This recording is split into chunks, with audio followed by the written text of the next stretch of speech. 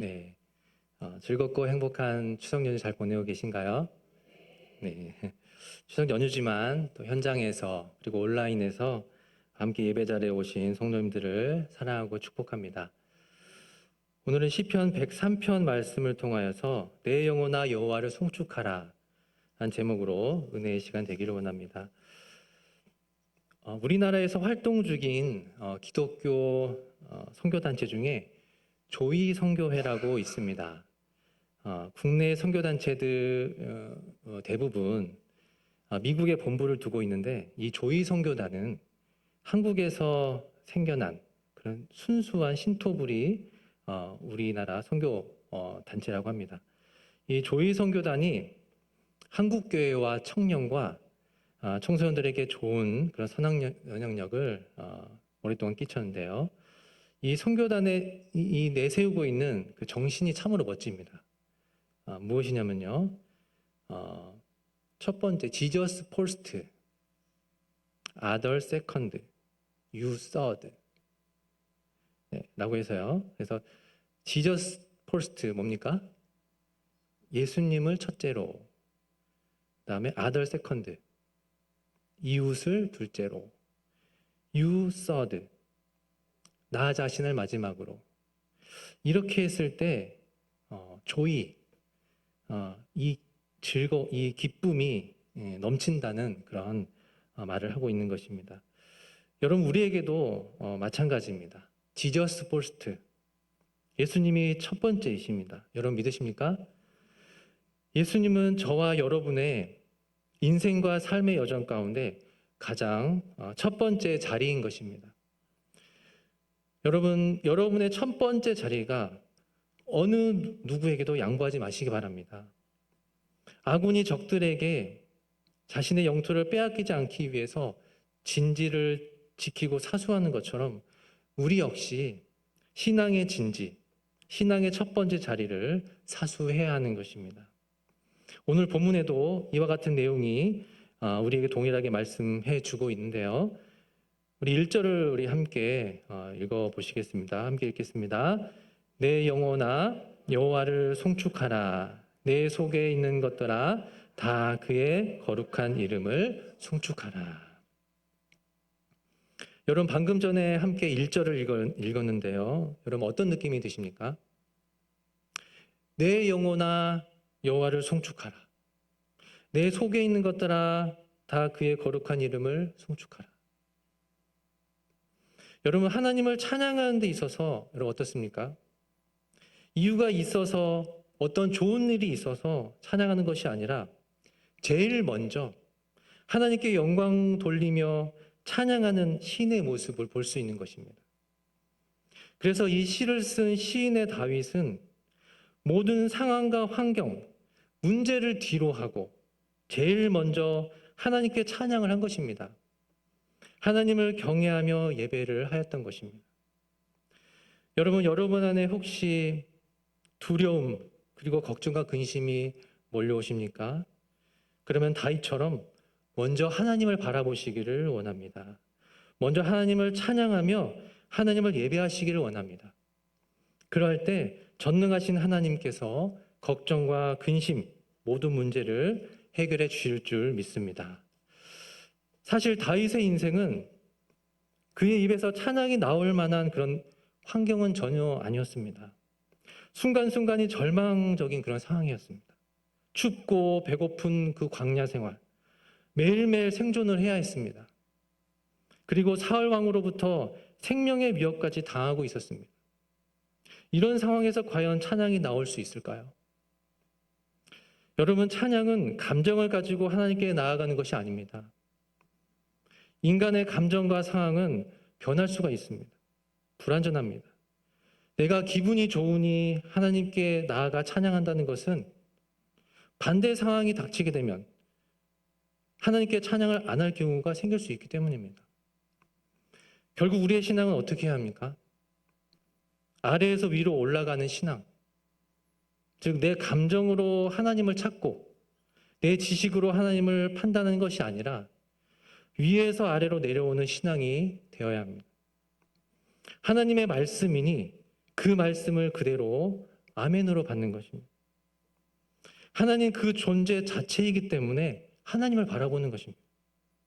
하나님의 말씀이기에 순종하는 것입니다. 아멘으로 받는 신앙과 믿음인 것입니다. 그렇다면 여기서 한 가지 더 우리가 살펴볼 부분이 있는데요. 그럼 우리는 하나님께 찬양을 해야 하는데 어떻게 찬양을 해야 한다는 것입니다. 어떻게 찬양해야 한다는 것입니다.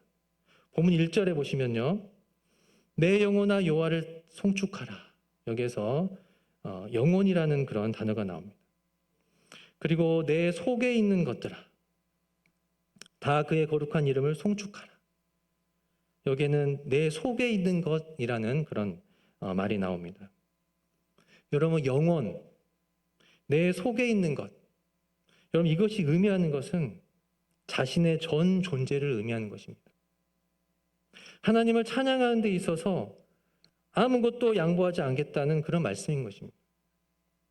그 자신의 전 존재를 하나님을 찬양하는 데 헌신하겠다는 시인 자신의 다짐인 것입니다. 이러한 전 존재를 루터는 이렇게 표현을 합니다. 육체와 영혼, 눈과 귀와 모든 사지와 감각, 이성과 모든 재능 이렇게 표현을 하고 있습니다. 여러분 하나님을 송축하는 것, 즉 하나님께 찬양하며 경배하며 예배하는 것이 여러분 자신의 전 존재를 바꿀 정도의 그런 소중한 보물이라고 생각하십니까? 다윗에게 있어서의 하나님의 존재는 바로 이러한 존재였습니다. 이런 다윗의 마음을 보시고 하나님이 얼마나 기뻐하셨을까요? 하나님을 향한 놀라운 다윗의 고백을 담은 시가 있습니다. 여러분에게 잠시 들려드릴 텐데요. 여러분이 잘 아는 시입니다. 이 시를 들으시면서 하나님을 향한 다윗의 마음을 잠시 느껴보시길 바랍니다. 여호와는 나의 목자시니 내가 부족함이 없으리로다. 그가 나를 푸른 풀밭에 누이시며 쉴만한 물가로 인도하시는도다. 내 영혼을 소생시키시고 자기 이름을 위하여 의의 길로 인도하시는도다. 내가 사망의 음침한 골짜기로 다닐지라도 해를 두려워하지 않을 것은 주께서 나와 함께 하심이라. 주의 지팡이와 막대기가 나를 안위하시나이다. 주께서 내 원수의 목전에서 내게 상을 차려주시고 기름을 내 머리에 부으셨으니 내 잔이 넘치나이다. 내 평생의 선하심과 인자하심이 반드시 나를 따르리니 내가 여호와의 집에 영원히 살리로다. 아멘. 시편 23편 다윗의 시입니다. 여러분 이 시편 23편 이 다윗의 시에서 여러분 어떠한 부분이 가장 마음의 울림이 되십니까? 저는 개인적으로 마지막 부분 내 평생의 선하심과 인자하심이 반드시 나를 따르리니 내가 여호와의 집에 영원히 살리로다. 여러분 다윗 평생에 있어서 다윗을 향한 하나님의 선하심과 인자하심은 변하지 않았습니다. 이러한 어떠한 상황 가운데 있더라도 반드시 다윗 자신을 따른다는 그런 믿음이 다윗에게는 있었습니다. 지금 다윗의 상황이 비록 아무도 알아주지 않는 그런 양치기에 불과하지만 그리고 또 매 순간 광야에서 사울의 죽음의 위협에 노출돼 있더라도 하나님은 선하시고 인자하시다는 것입니다. 이거는 변하지 않는다는 것입니다. 그러기에 평생 자신을 지켜주신다는 그런 확신이 다윗에게 있던 것입니다. 그러므로 다윗은 여호와의 집에 영원히 살겠다는 그런 신앙 고백을 하고 있는 것입니다. 이렇게 다윗은 하나님을 찬양할 수밖에 없습니다.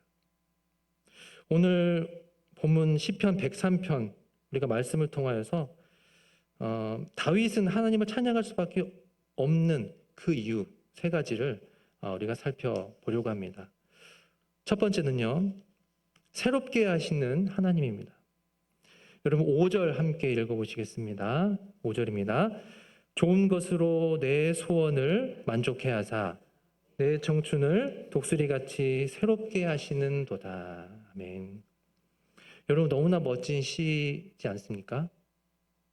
나의 청춘을 독수리같이 새롭게 하신다는 겁니다. 여기서 새롭게 한다는 말은 회복하다, 갱신하다, 새롭게 다시 확립하다라는 그런 원어의 의미가 있습니다. 여러분 혹시 회복되고 싶으십니까? 그러면 주님 앞에 나오십시오. 주님께서 회복해 주실 줄 믿습니다.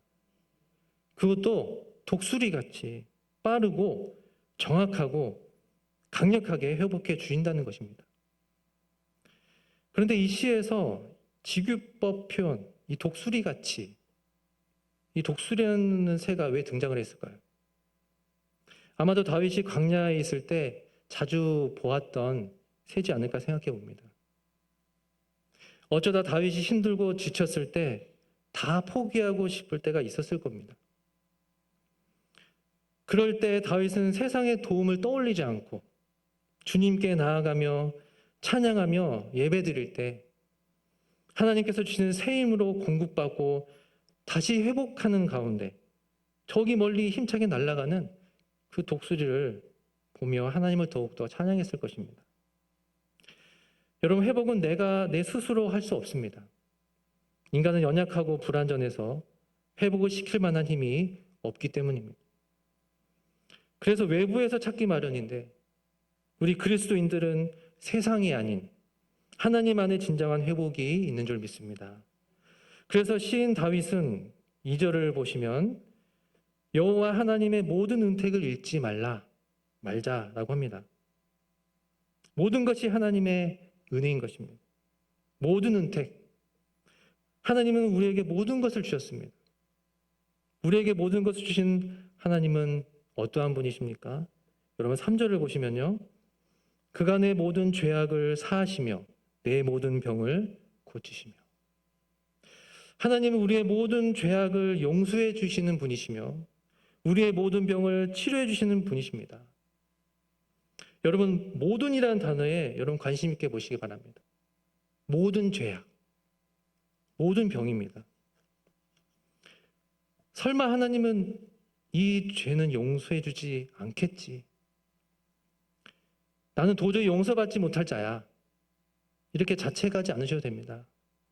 하나님은 모든 죄를 용서해 주시는 분이라고 말씀해 주십니다. 걱정하지 마시고 주님 앞에 나오십시오. 수고하고 무거운 짐진 자들아 다 내게로 오라. 내가 너희를 쉬게 하리라. 예수님께서 마태복음 11장 28절을 통해서 우리에게 말씀해 주십니다. 또한 하나님은 모든 병을 치료해 주신 분이라고 말씀하십니다. 설마 하나님은 이 병까지 치료해 주실까? 여러분 믿음을 가지고 주님 앞에 나아가시기 바랍니다. 하나님께서는 모든 병을 치료해 주실 줄 믿습니다. 이러한 기적들을 신약시대 예수님께서 우리에게 보여주고 계시는 것을 볼 수 있습니다. 예수님은 어떠한 병도 고치셨습니다. 하지만 예수님은 병을 고치러 온 사람에게 한 가지 보시는 것이 있었습니다. 그것은 바로 믿음입니다. 마태복음 9장 2절에 이렇게 기록되어 있습니다. 침상에 누운 중풍병자를 사람들이 데리고 오거늘 예수께서 그들의 믿음을 보시고, 여러분 무엇을 보셨습니까? 네, 예수님께서 믿음을 보시고 중풍병자에게 이르시되 작은 자야 안심하라 내 죄사함을 받았느니라.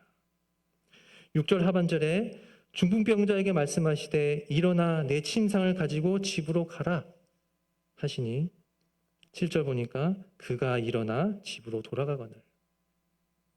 여러분 이러한 중풍병자의 치료의 기적이 우리 모두에게도 있는 것입니다. 하나님을 믿는 믿음과 순종으로 치료의 기적이 일어날 줄 믿습니다. 다음 4절을 보시면요. 내 생명을 파멸해서 속량하시고 즉 구원하시고 인자와 긍휼로 관을 씌워주시는 하나님이라고 말씀합니다.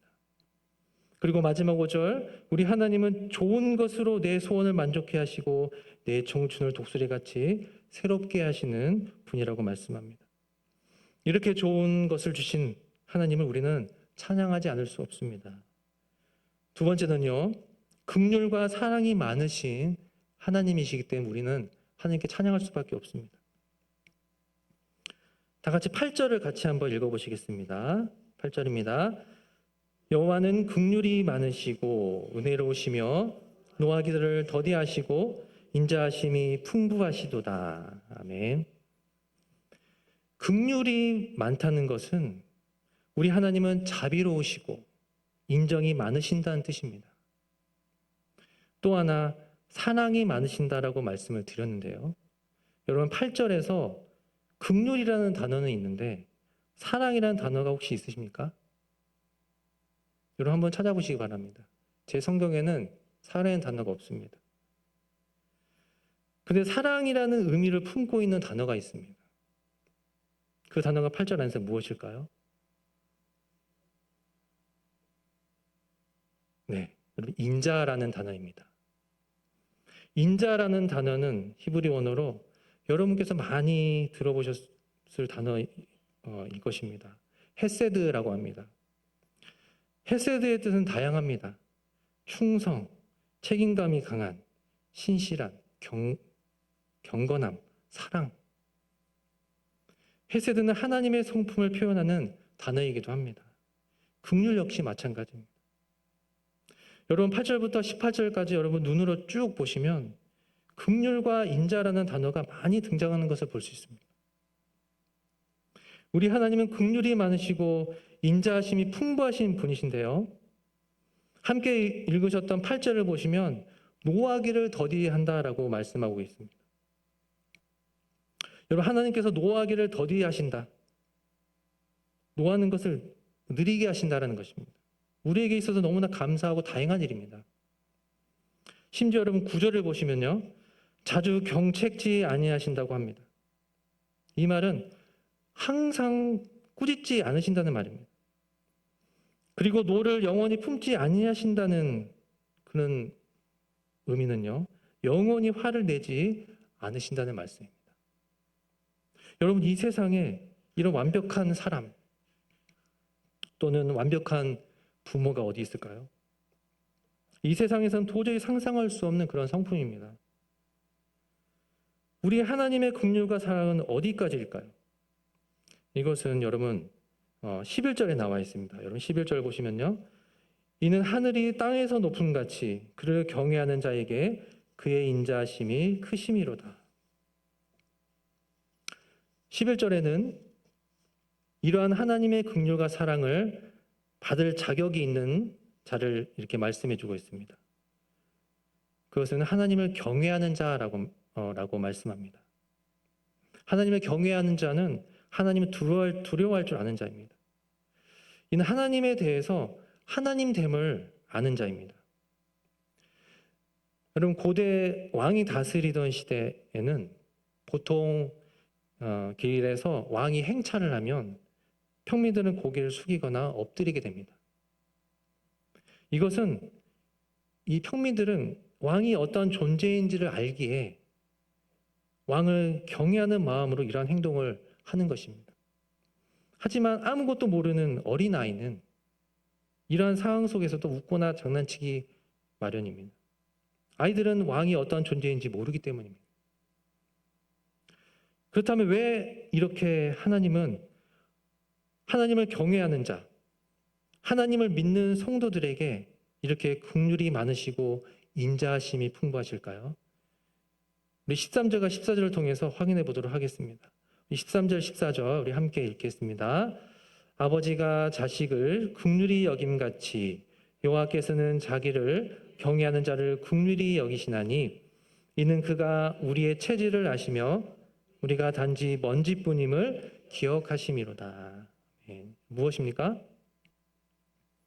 여러분 14절을 보시면 아버지인 하나님께서 자식인 우리의 체질을 아신다라고 말씀합니다. 이 말은 우리 하나님께서 우리가 어떻게 만들어진지를 아신다는 것입니다. 하나님은 왜 우리를 왜 이렇게 잘 아실까요? 그렇습니다. 우리 인간을 창조하셨기 때문입니다. 하나님께서는 정말 아름답게 만들어진 작품인 우리들을 긍휼과 사랑의 마음으로 영원토록 지키시고 인도해 주신다는 것입니다. 또한 14절 하반절에 보시면 우리가 단지 먼지뿐임을 기억하신다고 말씀합니다. 이는 인간의 죄와 인간의 유한성을 가리키는 것입니다. 결국 시인의 이러한 고백은 무엇을 말하고 있습니까? 이스라엘 하나님 여호와께서는 인간을 창조하셨고 인간의 죄성과 연약함과 유한함을 아시는 하늘의 아버지는 불완전한 자녀를 향하여 사랑 많은 부모의 자비를 베푸신다는 그런 사실입니다. 그럼 마지막 세 번째, 우리가 하나님을 찬양할 수밖에 없는 세 번째 이유는요.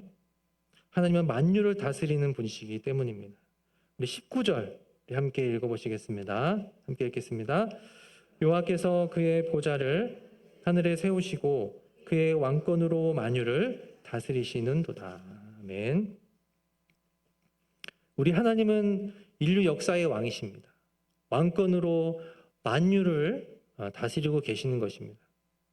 그렇기 때문에 하나님은 역사의 주관자가 되시는 것입니다. 어떤 것도 우연히 되는 일이 없고 다 하나님의 섭리하에 이루어진다는 사실입니다. 여러분, 우리의 인생 역시 하나님의 주권하에 있는 줄 믿습니다. 세상의 역사, 사람이 움직이는 것 같지만 결국은 하나님께서 운행하고 계신다는 사실입니다. 그러니 우리는 어떻게 합니까? 모든 것을 하나님께 맡겨야 하는 것입니다. 하나님께 맡길 때 모든 근심과 걱정이 물러나는 것입니다. 하나님께서 내 대신 앞서가셔서 역사해 주시기 때문입니다. 그렇기 때문에 우리는 하나님께 이렇게 고백할 수밖에 없는 것입니다. 그럼 22절 우리 함께 읽으시겠습니다. 여호와의 지으심을 받고 그가 다스리시는 모든 곳에 있는 너희여 여호와를 송축하라. 내 영혼아 여호와를 송축하라. 말씀을 정리하려고 합니다. 우리가 하나님께 찬양할 수밖에 없는 이유 세 가지를 말씀드렸습니다. 첫 번째는 새롭게 하신 하나님, 두 번째는 긍휼과 사랑이 많으신 하나님이시기 때문입니다. 마지막 세 번째는 만유를 다스리시는 하나님이시기 때문입니다. 하나님을 경외하는 주님의 자녀는 어떠한 상황 가운데 있더라도 제일 먼저 이러한 고백이 나와야 될 줄 믿습니다. 내 영혼아 여호와를 송축하라. 언제나 하나님이 여러분의 인생의 제일 첫 번째 자리에 있으시길 간절히 원합니다. 주님 바라보며 늘 승리하는 천산의 성도인들 다 되어주시길 기도합니다. 우리 함께 말씀을 생각하시면서 기도했으면 좋겠습니다.